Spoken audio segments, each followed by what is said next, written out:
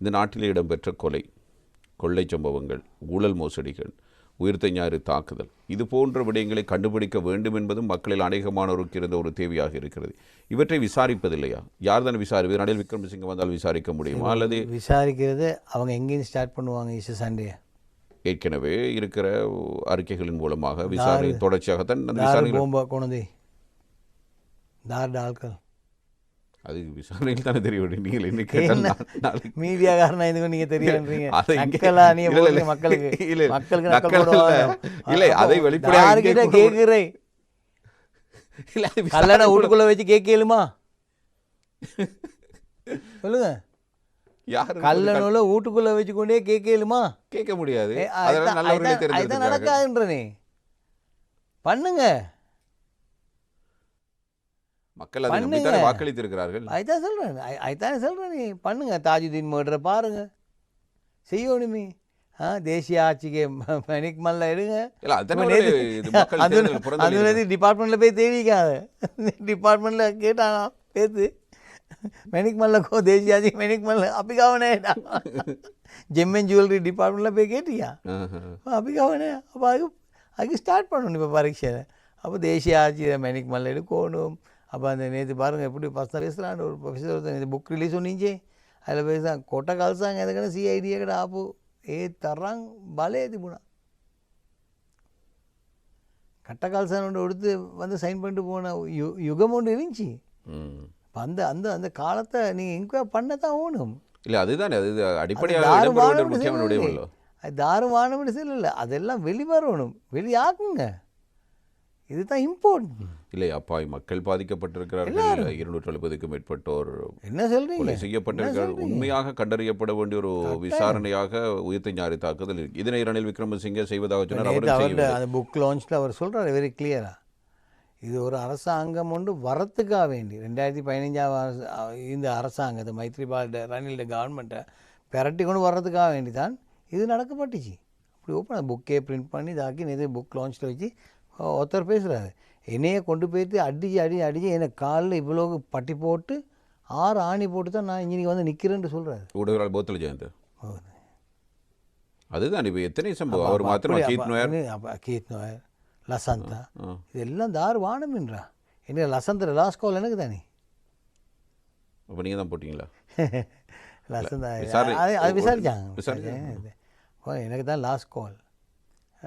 அவரோட அந்த அவரோட வீட்டில் கூட சர்வன்ட் லேடிக்கு சீரியஸ் ஆகிட்டு அவருக்கு ஆம்புலன்ஸும் தேவைப்பட்டுச்சு. அவள் உடனே ஹாஸ்பிட்டல் கொண்டு போகிறதுக்கு.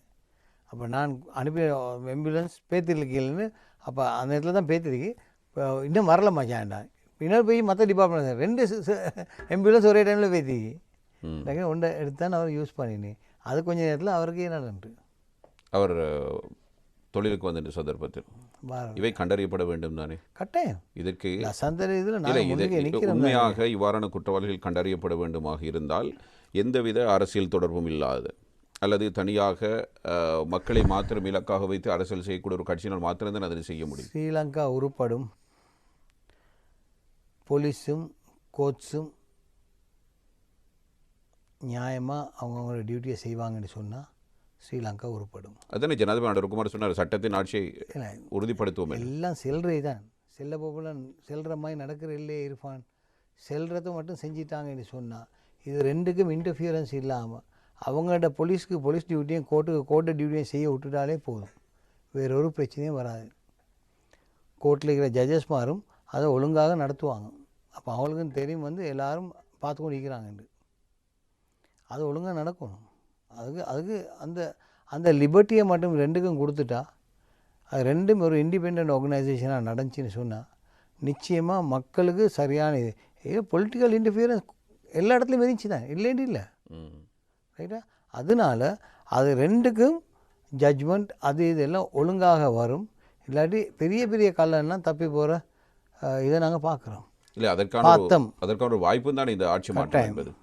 இதனை தேசிய மக்கள் சக்தி சரியாக பயன்படுத்திக் கொண்டு இந்த விடயங்களை கண்டுபிடிச்சு செய்யணும். இன்னும் செய்யலை தானே, செஞ்சு தானே இருக்கிறார்கள். இன்னும் ஒன்றும் நடக்கலை. என்ன நினைச்சிருப்பான் சொல்லுங்கள் ஒன்று ரெண்டு சொல்லுங்கள். அவசரமாக கண்டறிய முடியாத ஆயிரத்தான் சொல்லுங்கள். நீங்கள் இப்போ இந்த 70 நாளுக்குள்ள நீங்கள் சொல்கிறீங்க நடந்து கொண்டிருக்கீங்கன்னு சொல்கிறீங்க தானே. 70 நாள் இடையில் இல்லை தேர்தல் வந்து தேர்தலுக்கும் இதுக்கும் இம்ப்ளிமெண்ட் பண்ணுறேன்னா என்ன அவர் கெசரை போட்டு இம்ப்ளிமெண்டேஷன் பண்ணுறேன், கமிட்டியோட போட்டு ஸ்டார்ட் பண்ணுற வேலை இதெல்லாம் வந்து அந்த இப்போ நாங்கள் மைத்ரி எல்லாம் வந்த நேரத்தில் எப்படி பட்டேன்னு போச்சு வேலையெல்லாம் செய்யாமல் கீழையும் போச்சுது. அப்படி தான் அது இப்போ கோலிஷன் ஒன்று வந்தால் அப்படி தான். இப்போ கோலிஷன் ஒன்றும் இல்லை, என்பிபிக்கு ஃபுல்லாக கொடுத்துருக்கீங்க. அப்போ உங்களுக்கு தனியாக நீங்கள் ப்ரொமிஸ் பண்ணிக்க தனியாக செய்யுங்க. அப்போ உங்களுக்கு இம்ப்ளிமெண்டேஷனுக்கு வானம்னு சொல்கிறதுக்கு இல்லையே, எல்லாம் ஓகே தானே. அப்போ அந்த மாதிரி இது இப்போ நீங்கள் அந்த கோல் ஃபேஸில் சீன் ஒன்று போட்டிங்க, சந்திரிகா ஒரு டைம் போட்டால் சீன் ஒன்று, அப்புறம் ஜோனமரத்துங்க போட்டார், அப்புறம் நீங்கள் போட்டிங்க, அப்புறம் இந்த வானமெல்லாம் எங்கே போச்சு ஓடுறா. அப்போ இப்போ அதில் ஐடென்டிஃபை பண்ணிக்க இந்த V8 மட்டும் அதுதானே பெரிய வானத்துக்கு V8 மட்டும் நாங்கள் ஆக்ஷன் பண்ண போகிறோன்ற கதை இன்றைக்கி வந்தீங்க. ஸோ நாங்கள் இது ஸ்டார்ட்லேயே சொல்லிட்டோம். ஏன் இப்படி ஷோக்காடி கொண்டு பழசாக்குறீங்க, கரை பிடிக்க வைக்கிறீங்க, உடனே தாக்கினா வெலுவேஷன் கூட அப்படி தான் இருப்பான். ஒன்றை கொண்டு போய் ஸ்டோரேஜை போட்டு ஸ்டோரில் வந்து பழசாக்க விட்டா அதில் இருக்கிற சாமனத்தை கழட்டி போவோம் ஒரு போத்தால், அதை டேமேஜ் பண்ணி விடுவான் இன்னொரு போத்தால், அதெல்லாம் இல்லாமைக்கிறதுக்கு எடுக்கிறவனே போய் டேமேஜ் பண்ணிட்டு வருவான் ஆக்ஷனில் எடுக்கிறதுக்கு. அது டக்குன்னு நல்ல கண்டிஷனில் இருக்க அதே கோல் ஃபேஸில் போட்டு பப்ளிக்காக வர சொல்லி பப்ளிக் ஆக்ஷனில் விடுங்க, நல்ல சல்லி வரும். உங்களுக்கு இம்ப்ளிமெண்டேஷன் சல்லி இல்லாமல் போல் அதை யூஸ் பண்ணி கொள்ளிடும்.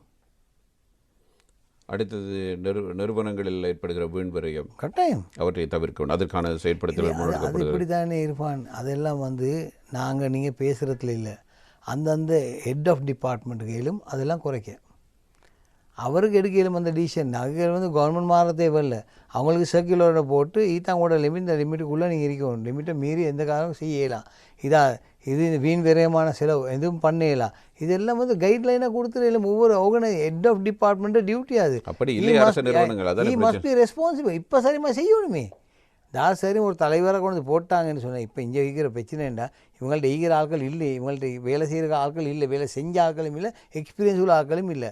இனி இவங்க வந்து படித்து வரப்போல இனி விடிஞ்சு பேத்துரும். அதுதான் சொல்கிறேன் நான், அங்கே தான் பிரச்சனையே இருக்கு. எக்ஸ்பீரியன்ஸுன்றது அது வெரி இம்பார்ட்டண்டான விஷயம். இப்போ ரணிலுக்கு சென்னத்துக்காக வேண்டி தான் அதை அடித்து கொண்டே போகிறாங்க எல்லோரும்.